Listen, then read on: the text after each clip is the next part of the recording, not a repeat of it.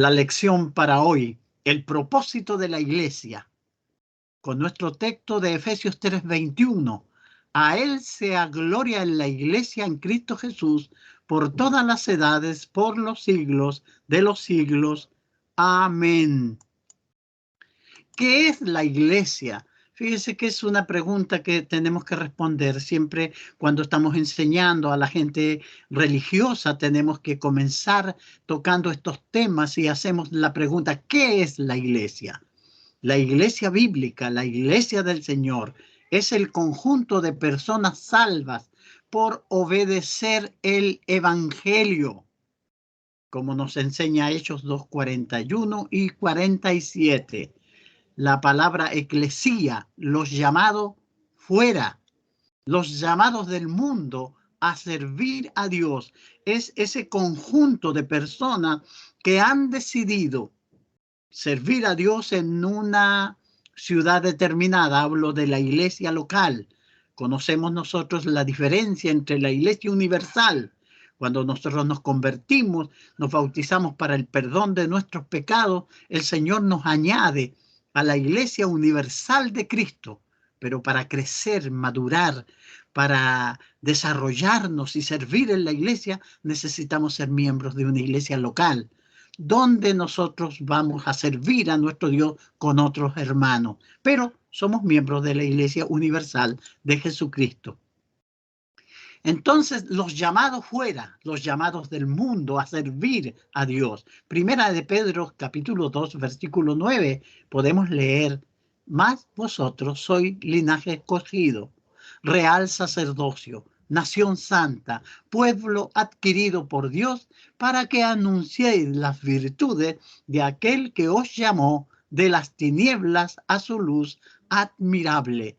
Entonces, somos ese conjunto de personas que fuimos llamados por el evangelio. Nosotros atendemos a ese llamado cuando obedecemos el evangelio para servir a nuestro Señor. La Biblia enseña que Cristo estableció una sola iglesia. Dijo él, edificaré mi iglesia. Esas fueron sus palabras. Y esto lo podemos leer en Mateo 16:18. Cuando responde Pedro la pregunta de Jesús. Y Jesús le dice, yo también te digo que tú eres Pedro y sobre esta roca edificaré mi iglesia y las puertas del Hades no prevalecerán contra ella. Jesús habla de edificar su iglesia. Fíjese que no dice mis iglesias, como la gente reclama, el mundo religioso, tener parte en esta iglesia bíblica. No, Jesús habla de edificar solo una iglesia. Entonces, fíjese que sus palabras fueron, edificaré mi iglesia. La Biblia nos da una amplia enseñanza con respecto a la relación de Cristo con su iglesia. En Efesios 5:25 podemos leer que Cristo amó a la iglesia y se entregó a sí mismo por ella. También en Hechos 20:28, la arenga que Pablo da a los ancianos de aquella ciudad de Éfeso, diciéndole que Cristo compró la iglesia con su propia sangre. Ellos estaban presidiendo, dirigiendo a algo que no era de ellos, sino que era de Cristo, la iglesia del Señor, la cual ganó con su propia sangre. Ahora, los que obedecían la palabra del Señor eran añadidos a la iglesia. Lo podemos leer en estos textos de Hechos 2:41 y 47. Así que los que recibieron la palabra fueron bautizados y se añadieron aquel día como 3,000 personas. Y el Señor añadía cada día a la iglesia los que habían de ser salvos. Se da inicio a la iglesia el día de Pentecostés. Esa iglesia que Cristo vino a establecer, que se entregó a sí mismo por ella, que la compró con su propia sangre, comienza el día de Pentecostés. La iglesia de Cristo marca una gran diferencia con relación a las iglesias creadas por los hombres. La diferencia es esta. La iglesia de Cristo es de origen divino, planeada por Dios y edificada por Cristo. La iglesia es el plan eterno, el propósito eterno de Dios, que Jesucristo vino a establecer. Su doctrina, organización, culto y fe tienen su origen en Dios y en su palabra. Es en su iglesia donde Dios es glorificado a plenitud. Nuestro texto que citamos al comienzo: a Él sea gloria en la iglesia, en Cristo Jesús, por todas las edades, por los siglos de los siglos. Amén.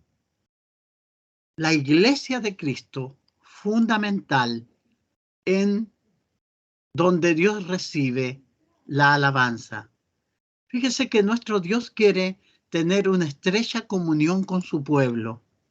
En el Antiguo Testamento, Dios designó un lugar de adoración cuando sacó a Israel de Egipto, cuando le llevaba camino a la tierra prometida. Dios a Israel le dio su ley e indicó un lugar de adoración, el tabernáculo de adoración, donde el nombre de Dios fue registrado allí. Deuteronomio 12:5 nos dice: sino que buscaréis al Señor en el lugar en que el Señor vuestro Dios escoja de todas vuestras tribus, para poner allí su nombre, para su morada. Allí vendréis.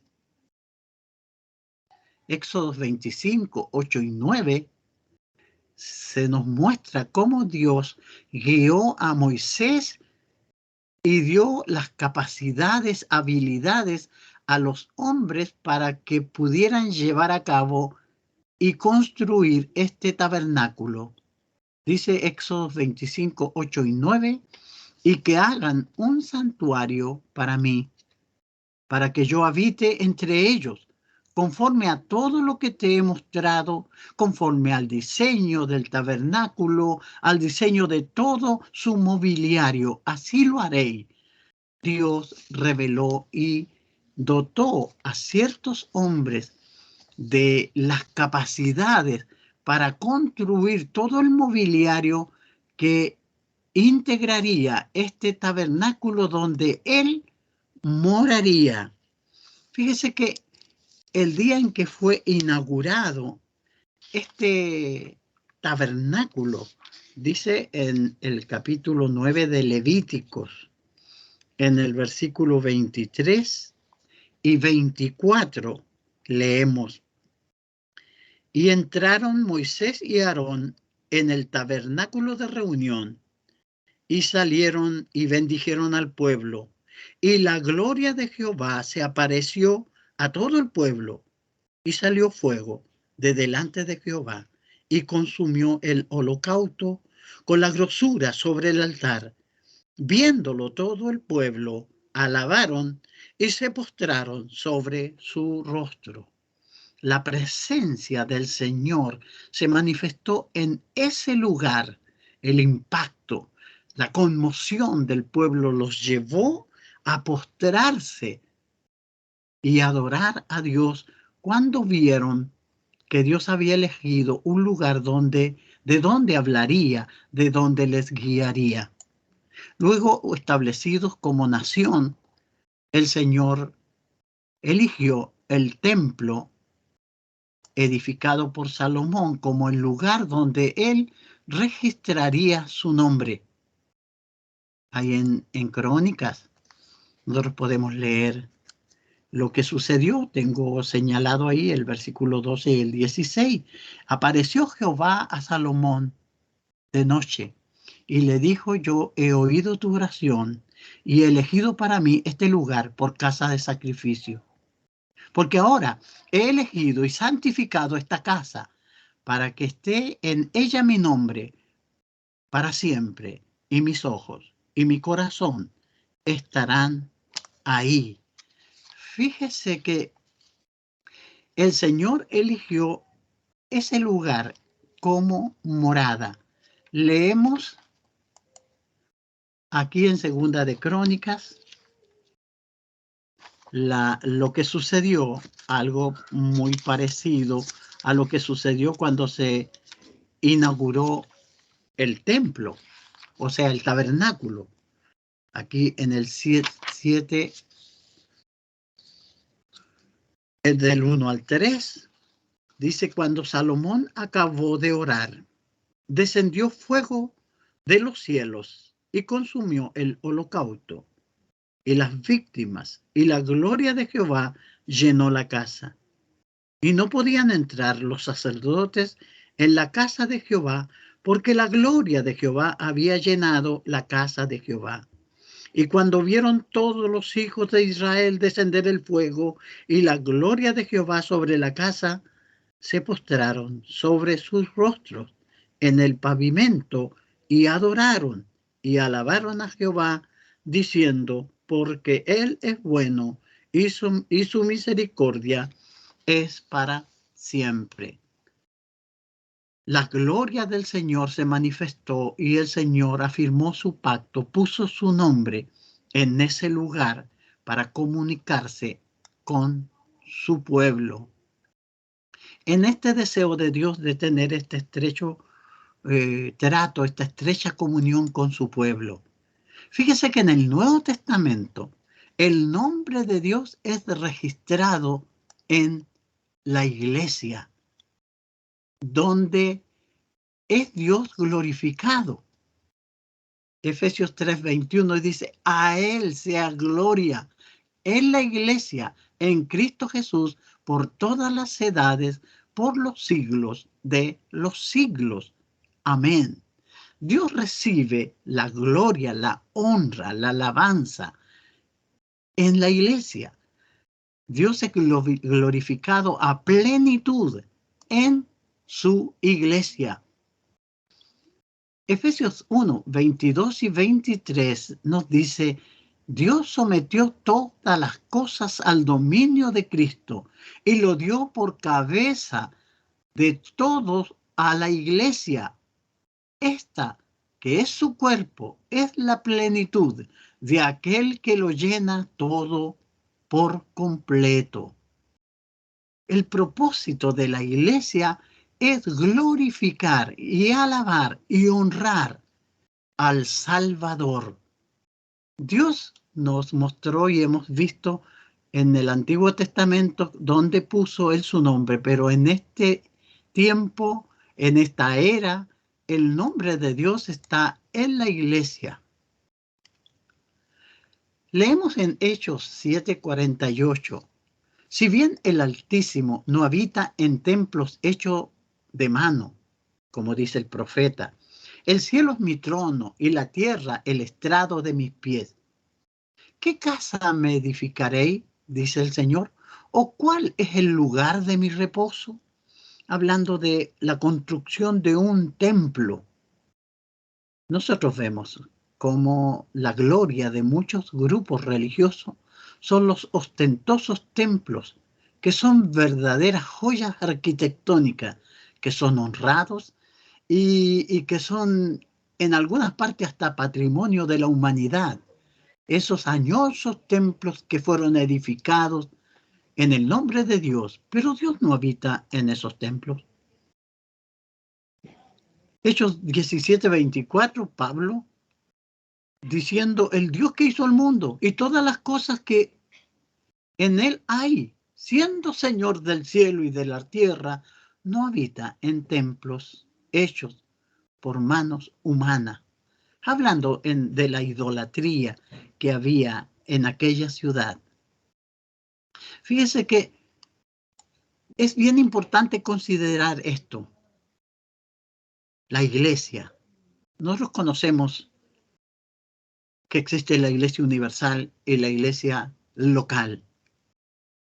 Y explicaba al principio, cuando nosotros nos convertimos, nos hacemos hijos de Dios, obedecemos y el Señor perdona nuestros pecados en el bautismo, somos salvos y añadidos por el Señor a su iglesia. En ese momento somos añadidos a la iglesia universal.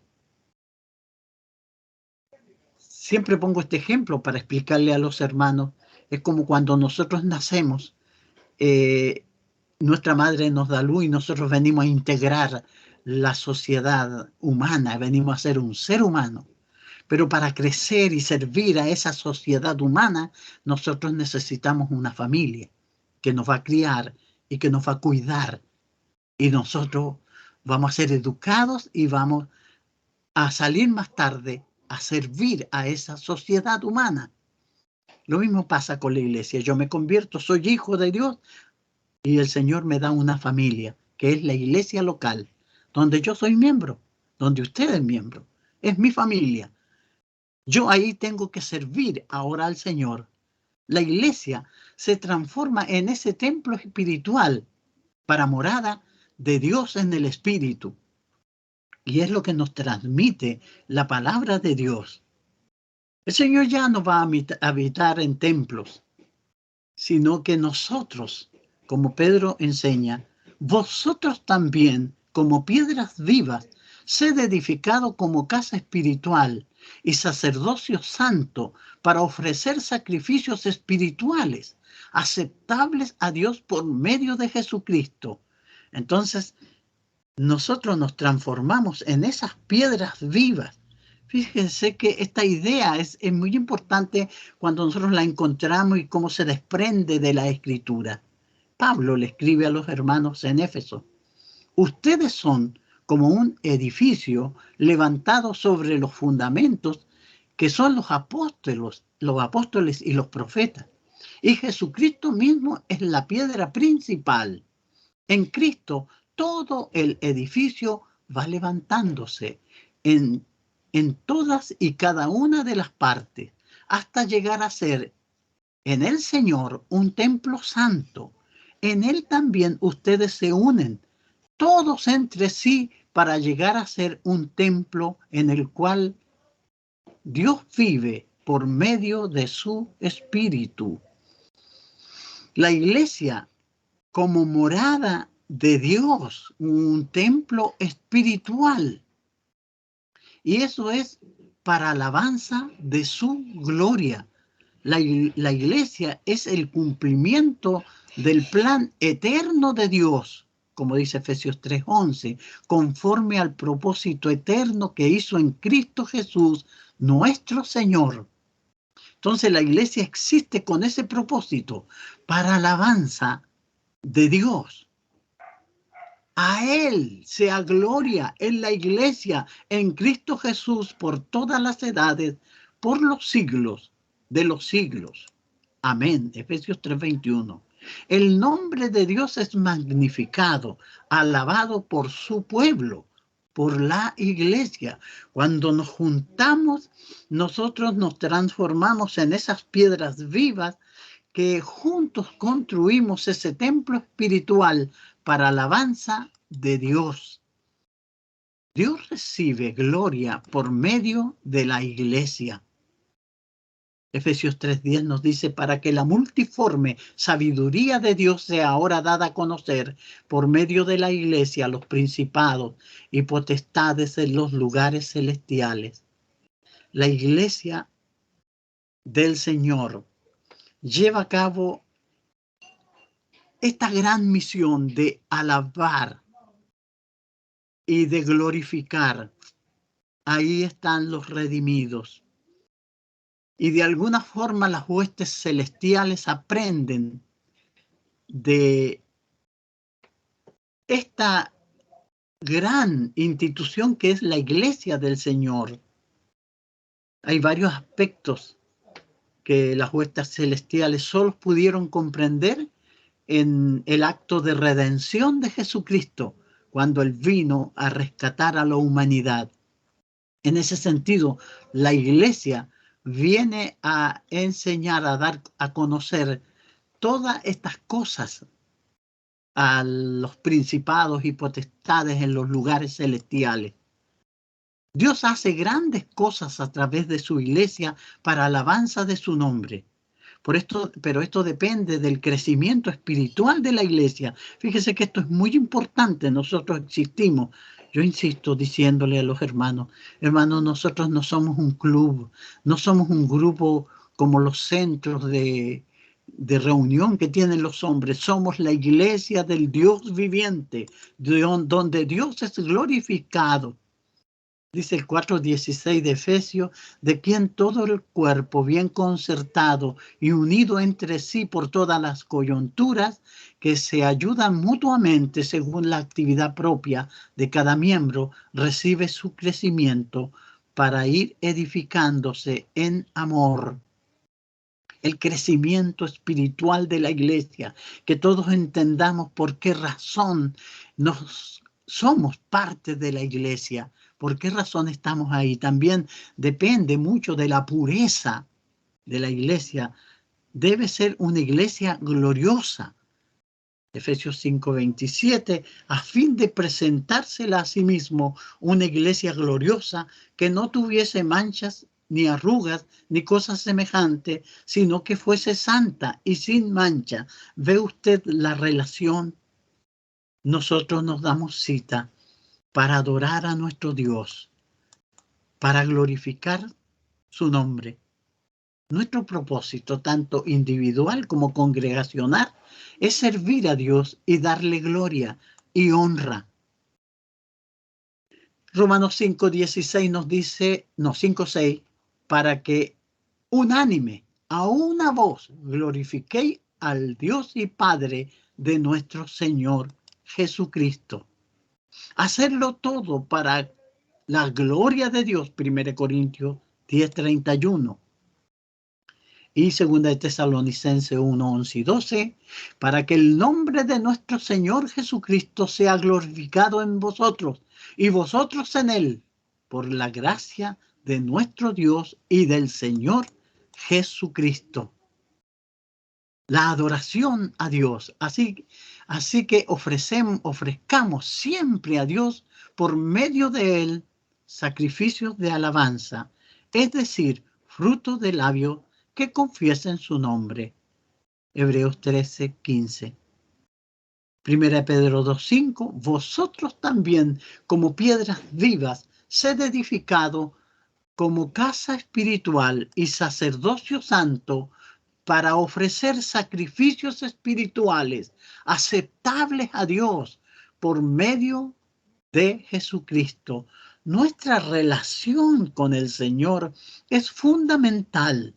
Él está al tanto de lo que sucede en sus iglesias.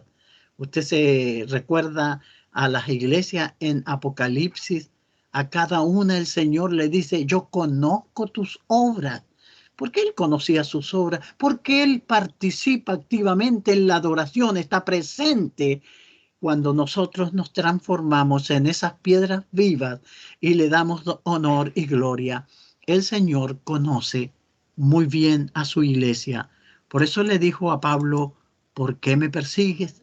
Pablo no perseguía a Jesús propiamente tal, perseguía a los cristianos, pero a hacerlo perseguía a Cristo mismo.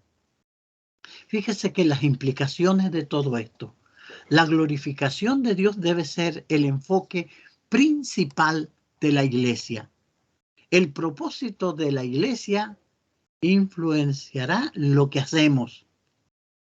Debemos evitar hacer cualquier cosa que no glorifique a Dios.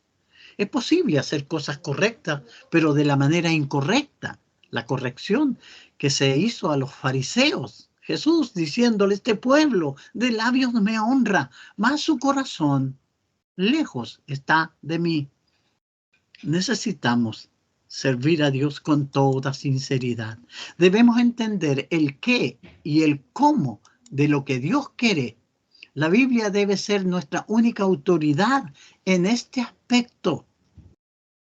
Escribe Pablo en 2 Timoteo 3:16 y 17. Toda la escritura es inspirada por Dios y útil para enseñar, para redarguir, para corregir, para instruir en justicia, a fin de que el hombre de Dios sea perfecto, enteramente preparado para toda buena obra. Tenemos aquí en las Escrituras todo lo que necesitamos para llenar la medida que Dios pide a sus adoradores. La instrucción que recibimos de la palabra nos hará esos hombres maduros, perfectos y enteramente preparados para toda buena obra. Los evangelistas y predicadores nos dan las instrucciones que necesitamos para nuestra cita con Dios.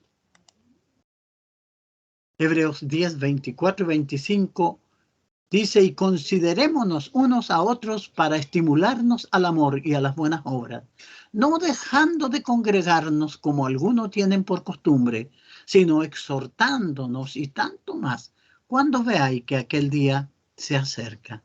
Entonces, si usted se ausenta a las reuniones, fíjese que cuando nos reunimos para adorar a nuestro Señor, sucede este fenómeno. Usted no siente nada, yo tampoco siento nada, pero la Biblia dice que nos transformamos en esas piedras vivas y juntos formamos ese templo espiritual para morada de Dios en el Espíritu. Si usted se ausenta, es una piedra menos en el edificio de Dios. ¿No lo ha mirado así? Pero esa es la idea que nos entrega la palabra del Señor. Considere que cada ausencia que nosotros hacemos a las reuniones le resta a la instrucción que necesitamos para nuestro crecimiento espiritual. Dios eligió la forma de edificarnos y que crezcamos a través de la enseñanza. Y tenemos los hermanos que nos enseñan. Yo debo ir a estas citas y entender que me junto con los hermanos y la iglesia para glorificar a Dios. Concluyendo, Dios nos permite la gran bendición de ser una piedra viva en su templo. Él ya no va a esos templos. No necesitamos juntar miles y miles de dólares para construir un enorme templo. Ciertamente, si podemos construir un templo para reunirnos, está muy bien. Pero la atención del Señor no está en eso, está en nosotros, que entendamos que somos piedras vivas en este templo espiritual. Nos juntamos. Yo pienso a veces, si la gente el mundo entendiera esto y nos viera el domingo llegar al local, y tal vez comentaría uno al otro: mira, esa gente se transforma en piedras vivas, y cuando se juntan, el mismo Dios viene a morar con ellos en espíritu y ellos le adoran. Y no sería una locura pensar así, porque eso sí es así. El Señor está presente en nuestras reuniones porque nos transformamos en esas piedras vivas donde constituimos ese templo espiritual. Entonces, la próxima vez que usted se vea tentado a dejar de reunirse para adorar al único Dios verdadero, pregúntese a sí mismo: ¿cómo se sentiría usted si Jesús viniera este primer día de la semana por su iglesia? Si los hermanos estuvieran reunidos, transformándose en ese templo espiritual, en ese fenómeno glorioso, piedras vivas para adorar a Dios, y usted estuviera acostado en su casa, o viendo la televisión, o en el mall, o visitando a sus amigos, ¿qué pasaría? Jesús dijo: amarás al Señor tu Dios con todo tu corazón y con toda tu alma y con toda tu mente. Mateo 22, 37. ¿Cómo le explicaría a Cristo usted que lo amaba con todo su corazón, con toda su alma y con toda su mente? Mire, en el día del juicio va a ser una sorpresa para muchos que han permitido que las cosas de esta tierra apaguen la devoción por adorar a nuestro Dios y Salvador Jesucristo. Nuestro texto nos ha enseñado lo que hemos estado viendo. En el principio, Dios, cuando sacó a Israel, les dio el tabernáculo donde puso su nombre ahí. Una vez establecida como nación, se puso el nombre en aquel templo donde Dios moraba y oía las oraciones y la gente podía ir ahí para tener comunión. Pero ahora nosotros somos la iglesia del Señor. Recuerde que somos el grupo de personas que Cristo está preparando para llevar con Él al cielo. Él dijo: en la casa de mi Padre muchas moradas hay, y Él nos tiene invitados, pero nosotros tenemos que hacer su voluntad. Él nos permite que cada domingo, como esas piedras vivas, nos transformemos en un templo espiritual para morada de Dios en el Espíritu. No es cualquier reunión. Piense el domingo cuando se junte, que cada uno de ustedes sea transformado en esas piedras vivas, donde el Señor vendrá a recibir la adoración. Nuestro amor a Dios nos trae para recordar la muerte de Cristo y rendir alabanza a nuestro Salvador. Hebreos 10, 24 y 25, y considerémonos unos a otros para estimularnos al amor y a las buenas obras, no dejando de congregarnos como algunos tienen por costumbre, sino exhortándonos, tanto más cuando veáis que aquel día se acerca. Mi hermano, el Señor les bendiga y podamos nosotros siempre tener presente el propósito de la iglesia. Somos la iglesia del Dios viviente, columna y baluarte de la verdad, y estamos para rendir alabanza y gloria a nuestro Salvador. Que el Señor les bendiga y muchas gracias por su buena atención.